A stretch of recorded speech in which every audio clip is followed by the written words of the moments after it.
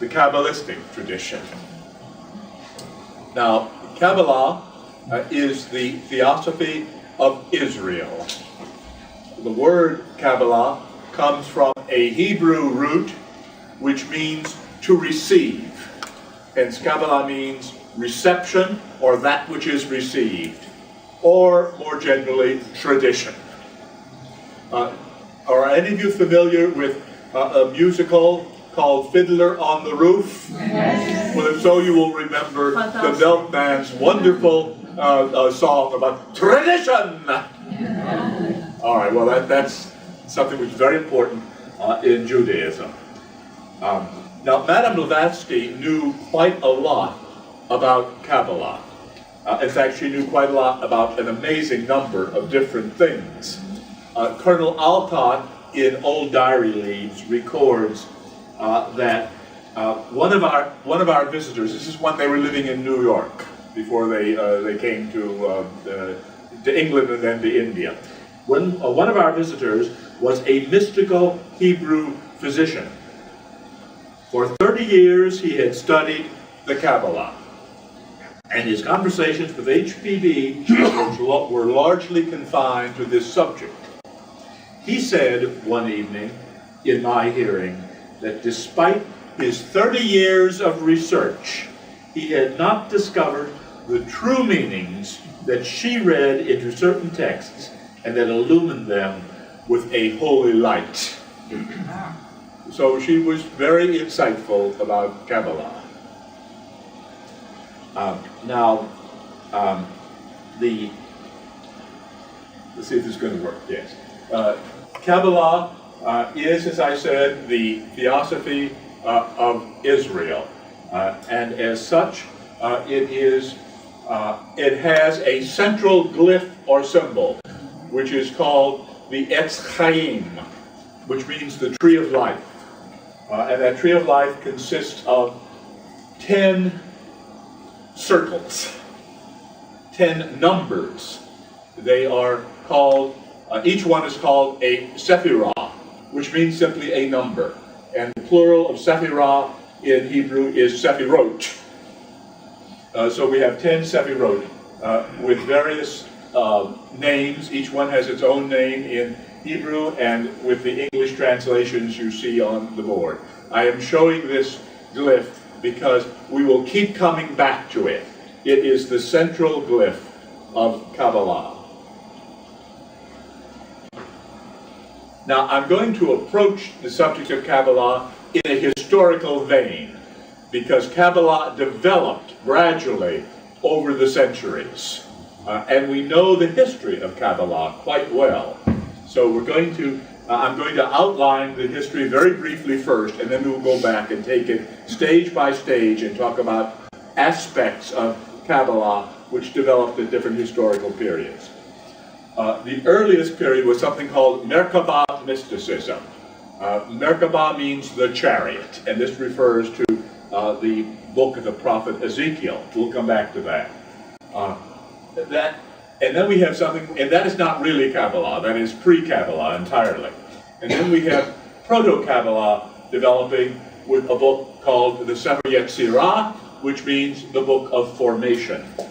And then by the 12th century, we get more clearly Central Kabbalah developing in Spain with the Sefer HaBahir, the Book of Clear Light, and especially the main work of all Kabbalah, which was the Sefer HaZohar, or the Book of Divine Splendor. Now, something happened in 1492, which was extraordinarily important. What was the great event which modified Western culture that happened in 1492? Oh, you gave the answer I wanted, which is not the answer I want. What everybody thinks of, at least in America, when you say what happened in 1492, is Columbus discovering America. Actually, some other people knew about it before him, but that's the great. But no, something else happened in 1492, which was extraordinarily important for all of Western culture. In 1492, King Ferdinand and Queen Isabella of Castile conquered the Moors and unified all of Spain under a single Spanish government and drove out the Moors, who had occupied Spain for a long while. And when they did so, that had profound consequences for the Jewish population of Spain. The Moors were actually quite open-minded, quite tolerant. They were not at all like some of the modern fundamentalist Islamicists. Islam has had a very varied history, and very often in the past it was quite open and quite tolerant. And they were very tolerant of the Jews in Spain. When Isabel and Ferdinand took over, they gave all of the Jews a choice. They could be converted to Christianity or else. Well, many of them converted to Christianity. Many of them decided they would take the or else, which was, to save their lives, to be exiled from Spain. And so there was a vast migration of Jews, especially learned Jews, especially the Jewish scholars, out of Spain to other places. They went to Italy, they went to Greece, they went to Palestine. Okay? Now, as it happened, those were especially the Kabbalistic scholars. Now, Kabbalah had been largely confined to Spain. It got spread to other parts of the world as a result of 1492. This is one of the interesting things. In history, very often, things which seem like disasters to the people to whom they happen turn out in the long run to have great benefits to general humanity. Another example of this is, of course, what happened in Tibet, rather more recently, when the Chinese moved in and took over Tibet. And the Dalai Lama and many of the lamas left Tibet. What was the consequence of that? Tibetan learning became more widely known in the world, whereas before it had all been locked up tight in Tibet. Same thing happened in 1492. As a result of the expulsion of the Jews from Spain, Kabbalah became more widely known, whereas before it had been largely combined. And Kabbalah became a very important element in the European Renaissance. Very important element in the Renaissance. The Renaissance not only revived classical learning from the Middle Ages, but it incorporated much mystical knowledge from the Near East, including Kabbalah, which had developed in Spain. So we get Christian Kabbalah by the 15th century. And then we also get from the migrations to Palestine, we get a special kind of Kabbalah which developed in Palestine in the city of Safed, whose chief figure was Isaac Luria. We're going to come back and talk about all of these things in more detail, right, as we go along. This is just an overview. And then, of course, by the 18th century, one gets in Russia or the Slavic area generally, the development of Hasidism, which is still a major part of Kabbalah today. And in the 19th century, there was an occult interest in Kabbalah, which developed in France, which was the center of the occult revival in the 19th century. And then finally, we have modern Kabbalah. Now, the interesting thing about Kabbalah is that of the three systems, the three esoteric systems codes we have looked at so far, Kabbalah is the one which has had not only a continuous history, but still a very vibrant and vital presence in the world. There are still some alchemists practicing, but there are not many of them. The chances of having an alchemist live next door to you is very small. The chance of having a Kabbalist live next door to you is much greater, right? All right, so Kabbalah is still a vibrant part of it. All right, let's go back then and reprise this history, and we will go back to the Merkabah mysticism.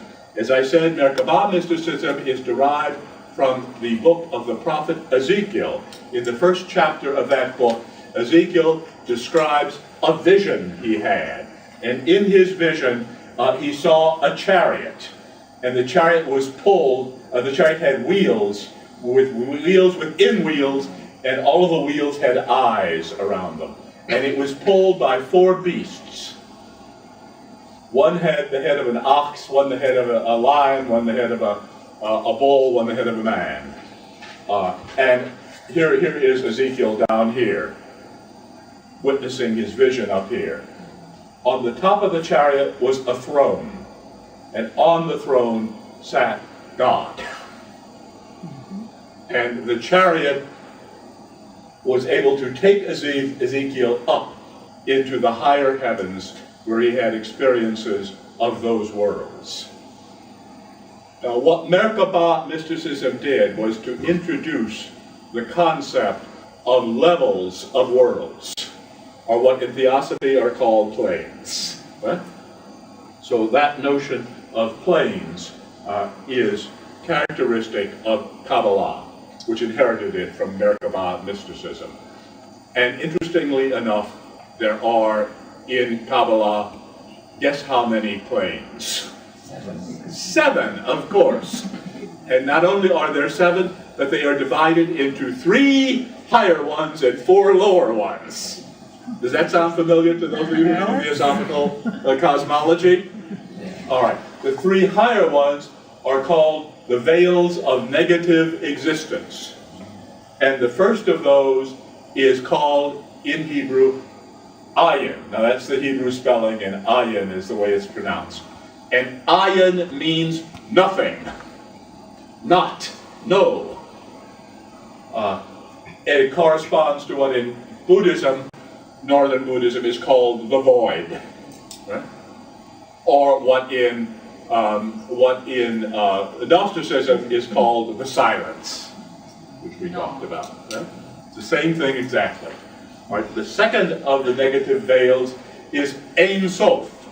Now actually, that's the word Ein, and that's the word Sof. Sof does not mean wisdom, don't get it confused with Greek. Right? Sof means limit or boundary. So Ein Sof means no limit, no boundary, and hence it means the infinite. Incidentally, that's the same word, as you can tell.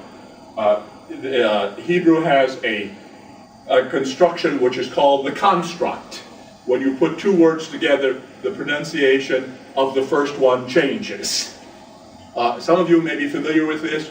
The Hebrew word for house is bayit, but many Hebrew temples or congregations are called something like Beit David, which means the house of David. Bayit, when it's combined with the word David, changes the pronunciation from bayit to Beit. Right?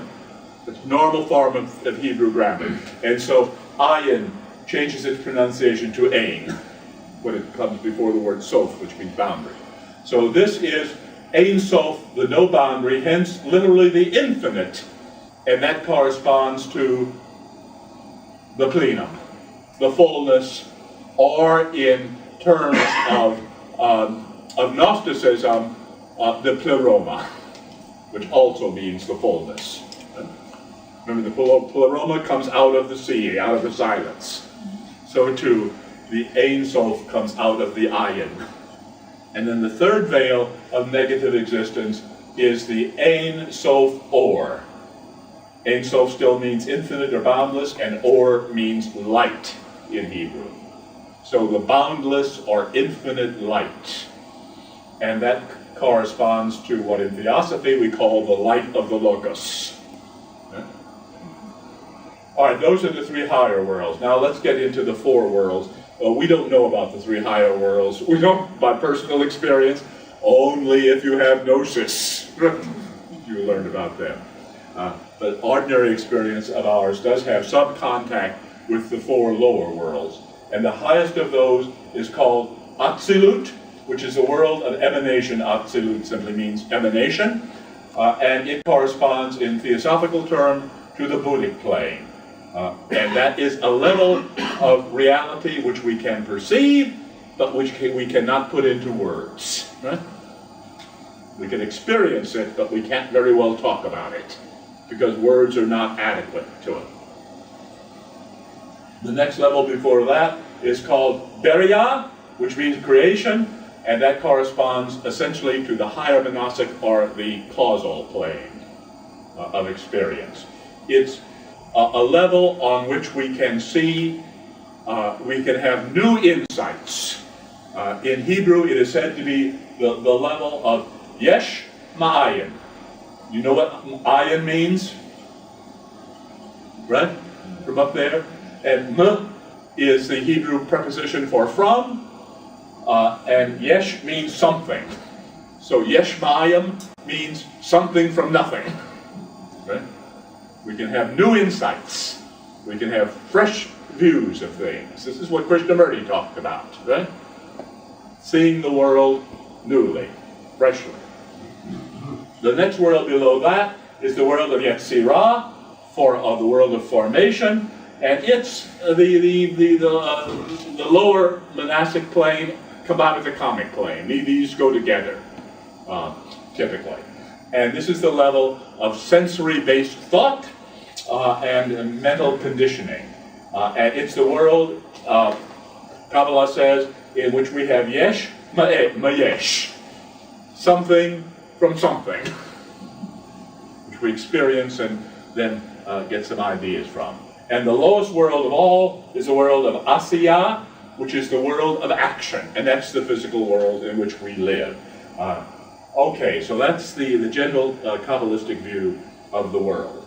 Now, in those worlds, we have 5 souls, according to Kabbalah, and we might say that these correspond with the principles in Theosophy. We'll do them in reverse order. The lowest one is Nefesh, and Nefesh would correspond roughly in Theosophy to the Linga Sharira and Prana. It's the level of vital consciousness which underlies the physical, right?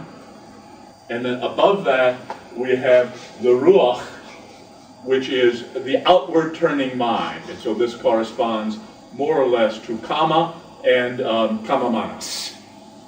Right? And then above that, we have the Neshama, which is the higher self, and that pretty well corresponds with the Buddhi Manas, okay, the higher mind, which reincarnates. And still above that, we have the Chaya, and Chaya literally simply means living, and it is the Buddhi. And finally, at the highest level, we have the Yechidah, and the Yechidah is the unity, and hence corresponds with the monad, the atmic spark in us. Don't you think this is remarkably consonant with theosophical thought? Of course, I've deliberately interpreted these 5 souls, which are talked about in Kabbalah, in theosophical terms, but they match. They match very nicely. All right, let's move along then. After Merkabah mysticism, we have the development of Proto-Kabbalah with this wonderful book called the Sefer Yetzirah, a very little book, but it is a book about the Hebrew alphabet. And those are the 22 letters of the Hebrew alphabet on the screen now. That's a remarkable thing. The Hebrew alphabet is a variety of the ancient Semitic alphabet which was used in Israel, in Palestine. And it is, that Semitic alphabet is the origin of the Greek alphabet and the origin of the Latin alphabet. Writing was introduced, developed, invented many times in the history of humanity in various parts of the world, but the alphabet was invented only once by a group of Semites. And every alphabet now used on the face of the earth is a historical derivative of that earliest alphabet. It was a remarkable invention. The alphabet is a system of writing in which one letter stands for one sound, right? No other writing system is like that. So the Hebrew alphabet is the best known example. Of course, Arabic alphabet also is derived from that early Semitic one. Now, here are the names of the Hebrew letters, and for those of you who are familiar with the names of the Greek alphabet, you will see immediately the similarity. But the thing is, the Greek alphabet names don't mean anything. Alpha, beta, gamma don't mean anything. They're just the names of the letters, right? They have no independent meaning.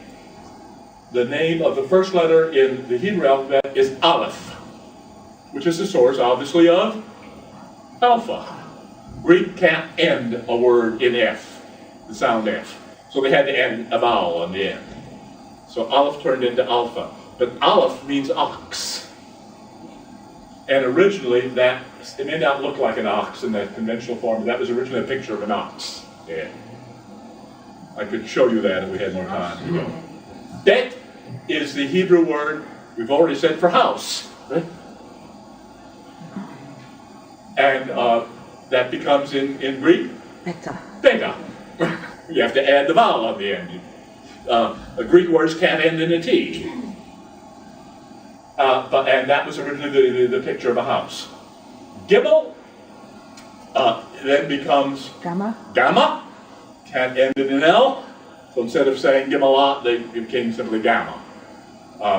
And again, Gimel in Hebrew means a camel. And in fact, the English word camel is derived ultimately from the Semitic word Gimel. They even sound a little alike, don't they? All right. And Dalet means a door. That was originally a picture of a door. Becomes Delta, and so on. Now, not only is this alphabet the origin of all alphabets used in the world today, but each letter corresponds to a number. And those are very important in Kabbalah, because one technique of Kabbalah was to take a word and convert it into a number, according to those correspondences. And if you got two words that had the same number, they were equivalent somehow, mystically. So much Kabbalistic interpretation of Scripture involves this kind of what is called notocharia, or conversion into numbers, and interpretation based on numbers. And as long as we're talking about that, let's look at this. The name of God in Hebrew was spelled YHVH. And those are the Hebrew letters for it. YHVH, I mentioned to you the other day, right, was interpreted by early translators of Hebrew Scripture as Jehovah. Wrong. That's a misunderstanding. I won't go into how it came about. It would take too long. But it's a misunderstanding. We don't know how it was pronounced. We guess, but we don't know. The sacred name was not pronounced normally aloud. And even today, pious Jews will not write it. They will never write. They won't even write the English version, God. They will put just a G instead. Now, that Hebrew name, YHVH, which is the name of God, got a special interpretation in Kabbalah. Kabbalah said that it is actually the name of Adam Kadmon. Kadmon means primeval, very ancient. So Adam Kadmon is primeval humanity. Is what we would call the monad, which is the origin of all of us. Right? We are all reflections of the monad. So Adam Kadmon corresponds theosophically to the monad. And the monad is YHVH. And they did this, they wrote these letters in a way which represented a human figure. So the first, this is Y, that's the Hebrew way of writing Y, and there it is, right? And that represents the head of Adam Kadmon.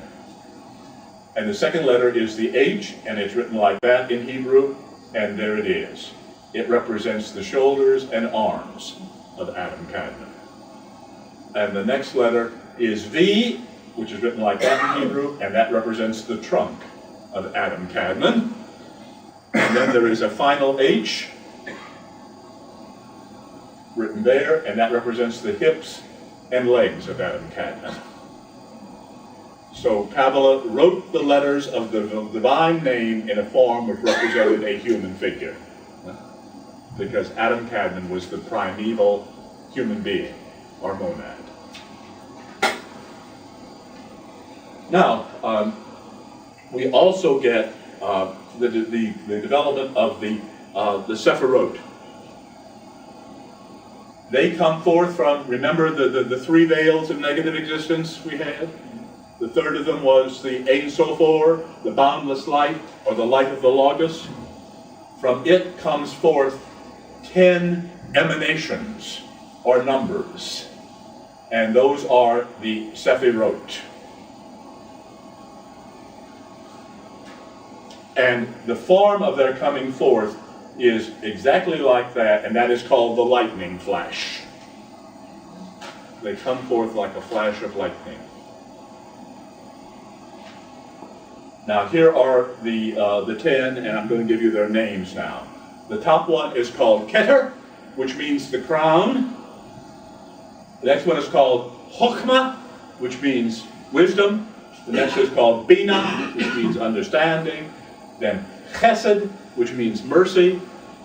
Geburah, which means strength or severity.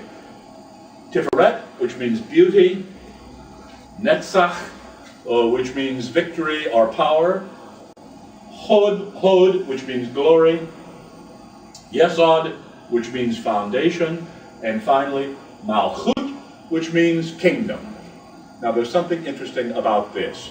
Do you all remember, or do you all know, the ending formula for the Lord's Prayer, not used in the Roman Catholic Church, but used in many Protestant churches, in fact most Protestant churches? What is the final end? It's used in the Church of England, for example.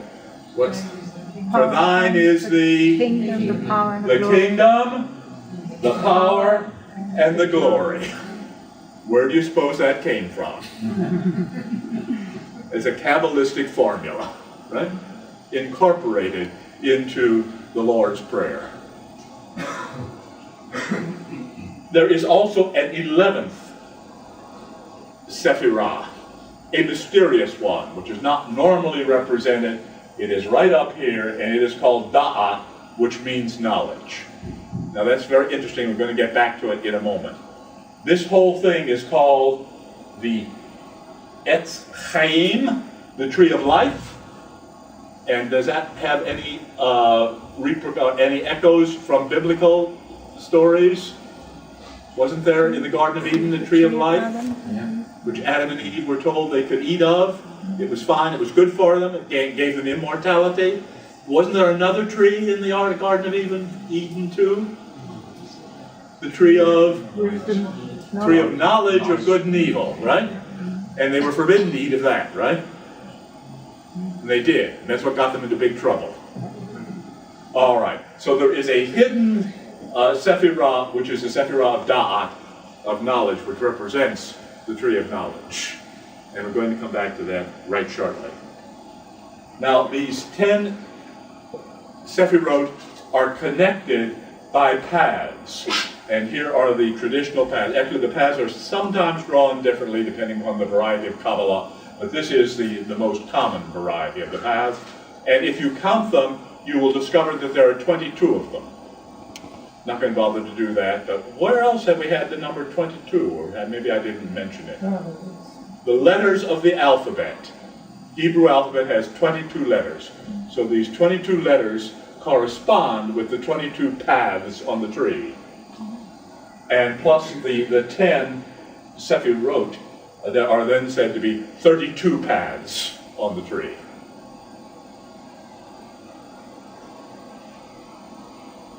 These Sephirot on the right side are called the right pillar, or the pillar of mercy. Those on the left side, oh, I see pillar is misspelled, good heavens, are called the pillar of severity. And in the center, we have the pillar of, with these four, the pillar of balance or harmony. Again, remember opposites, polar opposites, that's represented in the tree. All right, now we get back to our two trees.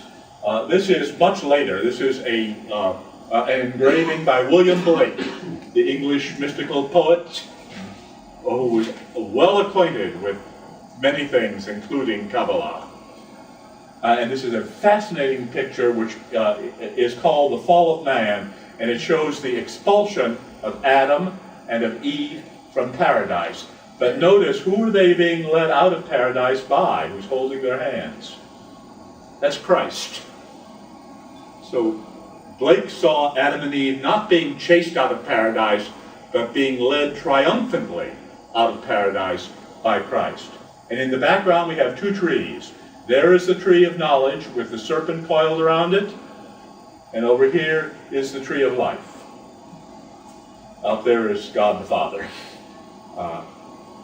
Lots of other things in this picture. But Blake's point is that eating the fruit of the tree of knowledge was not a bad thing.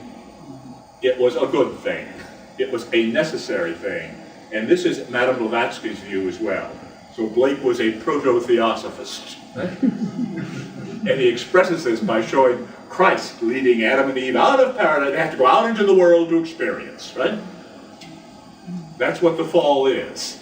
It is the emergence from innocent ignorance into the world in order to gain experience and knowledge and to discover our true nature. After which we can return, but not until then. That same idea is expressed in this earlier 15th century picture, which is, I think, a fascinating one, because here we have the tree, and notice the serpent is around it, right? So we know it's the tree of the knowledge of good and evil, which produces death. Go into the world, and there's Eve, who is plucking the fruits from the tree and giving them to people. But not only is this the tree of the knowledge of good and evil, it is also the tree of life. And here's the Virgin Mary, who is plucking the fruits of the tree of life, which are actually the hosts used in the Catholic Mass, and giving them to the faithful. And we know it's the tree of life because there's Christ on it. The tree of the knowledge of good and evil and the tree of life are the same tree, is what this 15th century picture is saying. Don't you think that's profound? There's really only one tree. It depends on how we relate to it.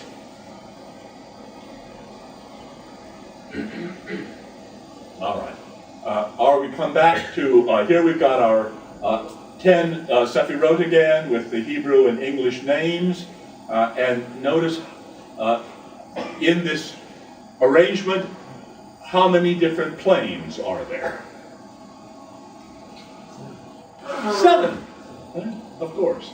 So we can expect that these will correspond with the Theosophical 7s, and indeed they do. Keter, or the crown, corresponds to Atma, or to the first ray, which is the ray of freedom. Chokmah and Binah correspond with Buddhi, which is love. Chesed and Geburah correspond with Manas, which is wisdom. Tiferet, or beauty, corresponds with life, or jiva, or prana. Netzach and Hod correspond with form, that is the Linga Sharira. All right? Which is also, you have to understand form to have knowledge. So that's really 5th ray. Yesod corresponds with Kama, or devotion. And Malchut corresponds with the body, or the 7th ray of order. So we got a nice correspondence between the levels of the tree and the theosophical principles. All right, now moving right along to the next stage historically, we get the full development of Kabbalah in Spain. And here we have a title page of that most important of all Kabbalistic books, the Sefer HaZohar, the Book of Divine Splendor. And the Book of Divine Splendor gives an interpretation of much symbolism. And part of the symbolism of Kabbalah is contained, I mentioned this the other day, in this 7-branched candlestick, which is called a menorah, right? And now I'm going to show you how that has some symbolism. The 7-branched candlestick, in fact, represents the Kabbalistic tree. How?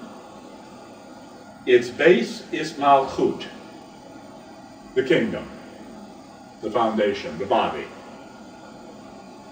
Its first branching represents Yesod. Its next branching represents Tiferet.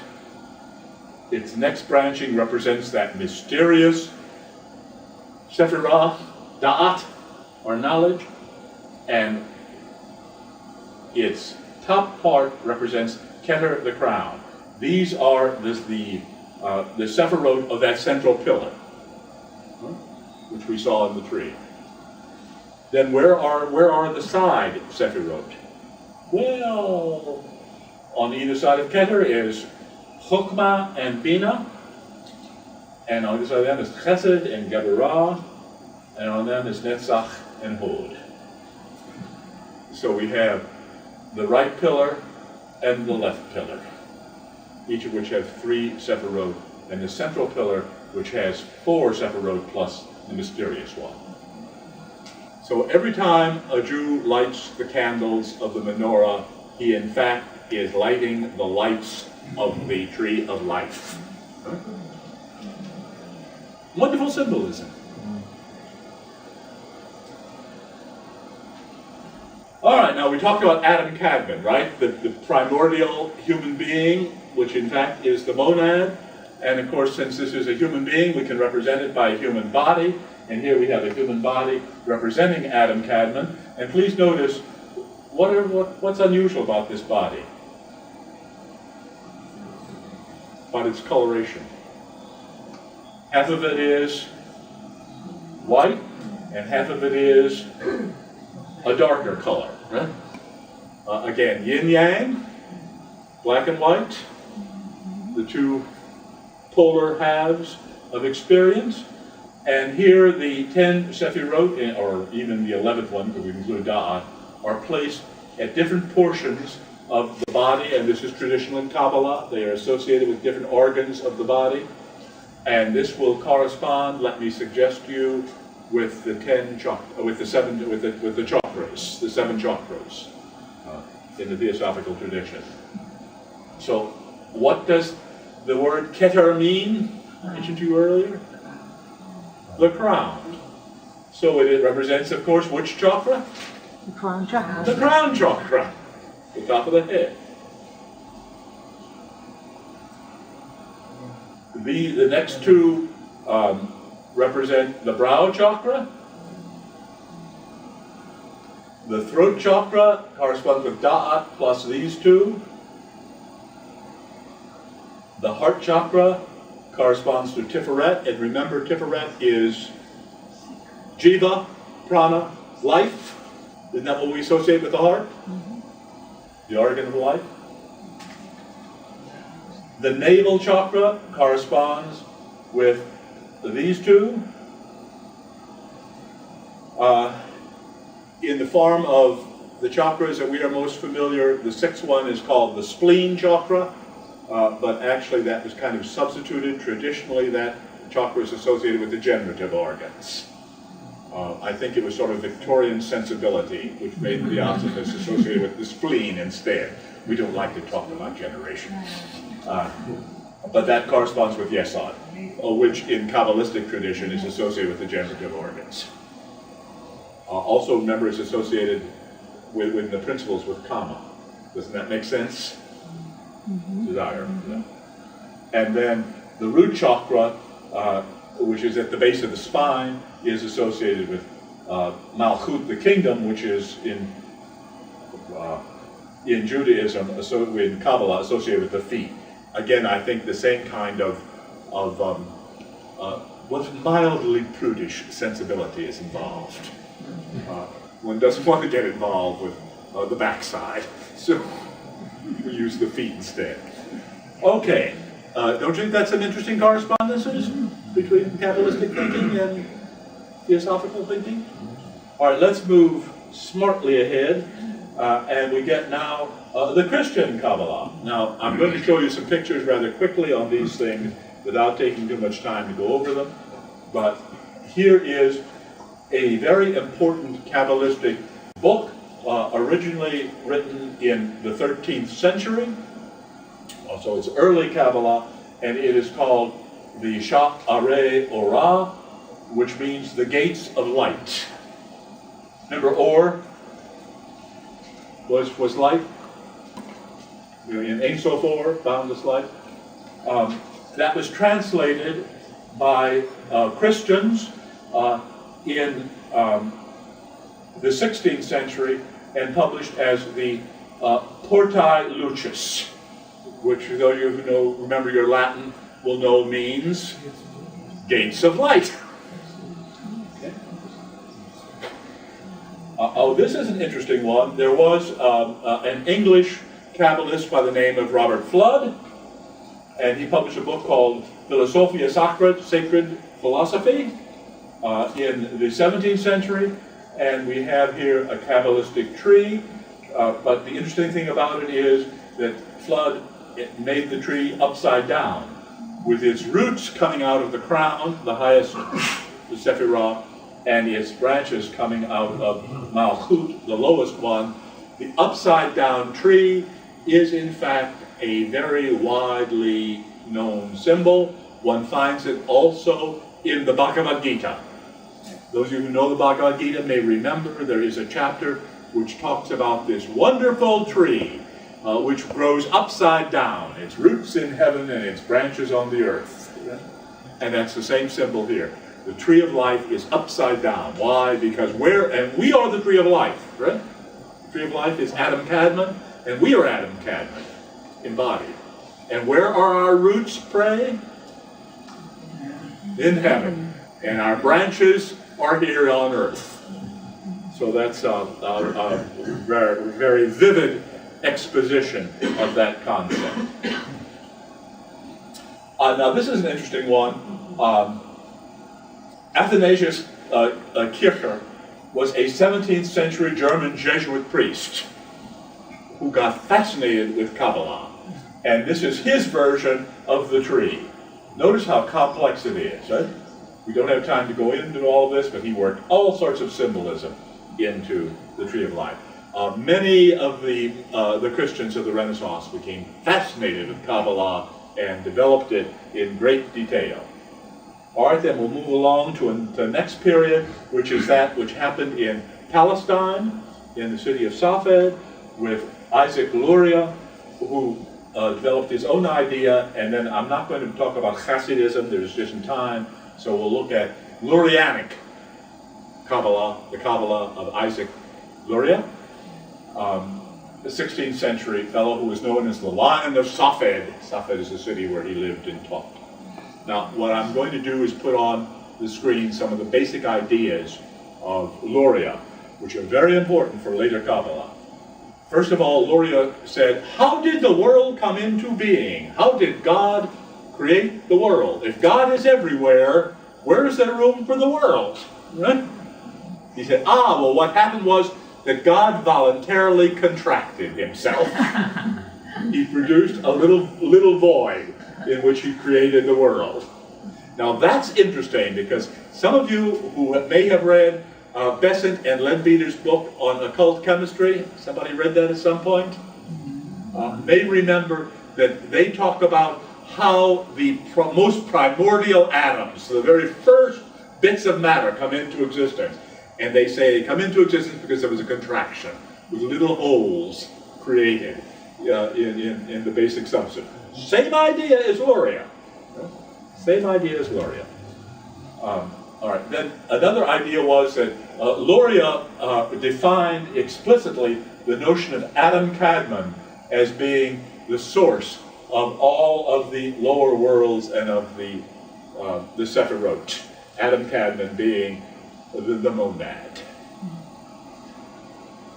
And he developed a whole mythology. He said that after all of the Sephirot were emanated forth from Adam Kadmon, the tree of life was emanated forth, all of the Sephirot were like vessels, like cups, which were to contain the boundless light, right? The infinite light, the light of the Logos. But alas, the cups were not strong enough to hold the light. The light was infinite, and an infinite light cannot be contained in a finite cup. And so when the light poured into the cups shattered. They broke. And that scattered the light all over. And where is the light to be found now? In each one of us, right? The light got fragmented, broken, and now is contained in the shards of the original cups. And those shards are our bodies, right? Does this sound theosophical too? The monad gets, as it were, divided. Not really, of course, it can't be, but it is apparently divided. And in that breaking of the vessels, there was also a rupture between the two great halves. God is male and female, right? God is both. He's the unification of all opposites. He, she, it. He's the unification of all opposites. But with the shattering of the cups, that got divided. And so we now have sexual differences, and we've got to get back to the original unity. And then finally he said, well, this is what I've been talking about right now. We are netzotzim, divine sparks, which are entrapped in kelipot, husks or shells, and we undergo gilgulim, which means cyclicity, namely reincarnation. Okay? Very theosophical was Luria. And finally, there will at one time be a tikkun olam, which means a restoration of the world. Olam. So tikkun olam is the restoration of the world. And that restoration of the world happens through what we call evolution. And it's the means of that evolution which restores the world is kevanot. And kevanot is meditation or yoga. It's Hebrew, Kabbalistic meditation or yoga. And that meditation or yoga produces the tzaddikim. And the tzaddikim are the just ones. Tzaddik means just. They are the ones who are just. And they correspond with what in Christianity are called the just men made perfect. And who are the just men made perfect? The masters, the Mahatmas. So you see, Luria's view of how the world came into existence and how it is going to be restored was very, very theosophical. Right? All right. We talked about Jacob's ladder yesterday. Well, this again is another painting by William Blake of Jacob's ladder, and there's Jacob down there sleeping. And here is the ladder which winds around and around and around. And this is the text from Genesis which describes it. And Jacob dreamed, and behold, a ladder set upon the earth, and the top of it reached to heaven, and behold, the angels of God ascending and descending on it. And Jacob's ladder is then the symbol in Kabbalah for the connection between the lowest and the highest, as it is in all other traditions, including the ones we looked at yesterday. Now, particularly in Kabbalah, there are how many lower worlds? Worlds in which human beings exist? Four, right? And the tree of life exists in all four of those worlds. And the tree of life in each world is connected with the tree of life in the lower or higher world. They're all interconnected. And these four interconnected tree of lives are the ladder, Jacob's ladder. All right? And this is a diagram which shows that. And now I'm going to show you how they get connected. Here is the tree of life in the physical world, the world of Asiya, the world of action. There's Malchut, the lowest of the Sephirah, and there's Keter, the crown, right? In the physical world. And then there is a tree in the world of Yetzirah, which is the world of external mind and emotion, and there it is. And notice how it overlaps, right? So its low point, its Malchut, its kingdom, coincides with the Tiferet, or heart area of the lowest world. Right? And then in the next higher world, Beriah, the world of creation, we have another tree with the same kind of connection. Its lowest point or kingdom coincides with the Tiferet or heart of the lower tree. And finally, atop Atzilut, the world of emanation, there is another tree.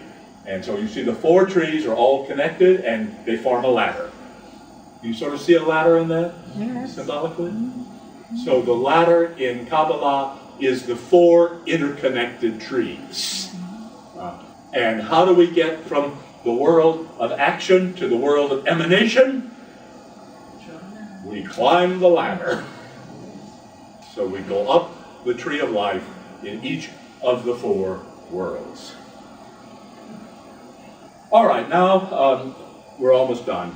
We'll look at the modern occult Kabbalah, which was developed especially by Eliphas Levi, a Frenchman in the 19th century, and he did a lot with Kabbalah, and we get the modern Kabbalah, which springs partly from that and partly from all of the preceding ones. And I'm going to show you some versions of the tree. I'm not going to spend much time talking about them, but this is a modern tree of life, and notice each of the connecting paths has on it a card of the tarot deck that was introduced by Eliphas Levi, and a lot of modern Kabbalists use that. They use the tarot, they associate the tarot with the tree of life. And here is another modern tree which shows the serpent on it. Now the serpent got a bad name from Genesis, didn't he? Because he tempted Eve. There's that wonderful story when God said, "What did you do?" And to Adam, and Adam says, "Oh, I ate the fruit, but Eve gave it to me." And God says to Eve, "What did you do?" And she said, "Well, I plucked the fruit, but the serpent made me do it." Isn't that a human reaction? Find somebody else to blame. And the serpent was the one that has the ultimate blame. Well, that's not the correct view of the serpent, right? The serpent is actually a symbol of wisdom. In Indian, in all sorts of other traditions, it's a symbol of wisdom. And so here we have the serpent on the tree, and if you look, the serpent's body crosses every one of the paths, right? It winds around all of the paths. In order to get from the bottom to the top, we have to go on every path, right? Can we relate that to the Shushumna and the Ida and the Absolutely, absolutely. That's Kundalini. Yeah. The serpent rising on the paths is Kundalini, the serpent fire, right? Absolutely. And this is, you're quite right, this is the central, the spinal path, and these are the two side paths in traditional yoga. You know, all of these systems are saying the same thing under different terms. That's the whole point of all of my talks. Every talk I give is going to have that as a central point. There is one archetypal truth which gets expressed in many different forms, and we're looking at some of the forms to see the variety of expressions of the one truth. John? Yes, sir. Is it true in reality that the DNA is supposed to have 3 strands, 2 of which science has discovered, and there is going to be another one? I hope so. Yeah. One likes to see these correspondences. Right. Okay. All right, now we're going to do a summary of the Kabbalistic teachings which we've been looking at during the past hour. The main ones. The divine produces the universe by contracting itself. Right? There is no place else for it to come from. There are 7 cosmic states, 3 veils of negative existence, and 4 worlds, corresponding with the 7 theosophical planes. The divine emanates Adam Kadmon, who is the monad, the one life, and 10 Sephirot on 7 levels in what is called the Etz Chaim, or Tree of Life. The vessels, which are the 10 Sephirot, shatter into shells or shards because they cannot bear the infinite light. We all are fragments of Adam Kadmon, the monad. we are reincarnating a process called Gilgul in Hebrew in Kelipot, or shells, which are bodies. Our consciousness exists on 5 levels, or souls. And the world will be restored as we become just, holy. And incidentally, the English word holy and the English word whole, W-H-O-L-E, are historically the same word. The similarity of pronunciation is not accidental. It's etymological. To be holy, one must be whole. To be whole is to be holy. So when we restore these fragmented parts into a single part, we will be whole and we will be holy, and that is to be just. And we do that through a practice of yoga, or kevanot, which is yoga. What does yoga mean? Unity. Right? It's the same word as English yoke, bringing things together. So we must practice yoga under whatever name we call it, and that will help us to restore the original unity. And that's the end of that. So thank you. Five senses and the extra senses, do you remember? When she tells us that there are extra senses on top of the 5, and we're going to develop those. I haven't got time to, and I haven't got really time for the skandhas. We want to look at the skandhas and show another fascinating topic. I've just got one or two sources here. Secret Doctrine, Volume 3. Volume 3, not very many people have, page 587. We'll talk about the skandhas, which are germs, of course, which attributes which unite birth. You know what the skandhas are. And the aggregation constitutes the personality.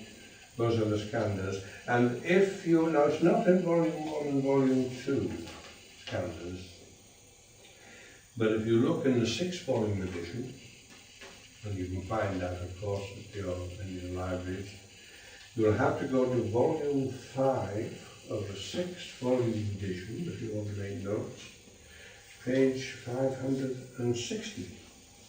Or go to Geoffrey Barborka's Divine Plan. Now there's a lovely book. That's a good book. Geoffrey Barborka's Divine Plan, page 416, will talk to you about the skandhas. And if you go to the Mahatma Letters, the chronological order, page 68. Mahatma Letters, chronological, page 68, will talk about the skandhas. And that's another important topic, because it's important because people come to us and they want to know about how the attributes and whatnot are from life to life. It's an incredibly different subject. Oh, there we are. Now, I want to go on to W, the world, and I think I mentioned this in my few remarks on Saturday night. The world is viewed by most people as a noun, but we must view it as a verb. And again, you have P.J. Bowen. Yes, we have 2 minutes? Is that all, dear? Well, we'll start tomorrow. But again and again, we have P.J. Bowen talking about ever becoming as a process. Now, I think I've just got time for another quote from our friend, the Rainbow and the Worm, page 236, it's got here.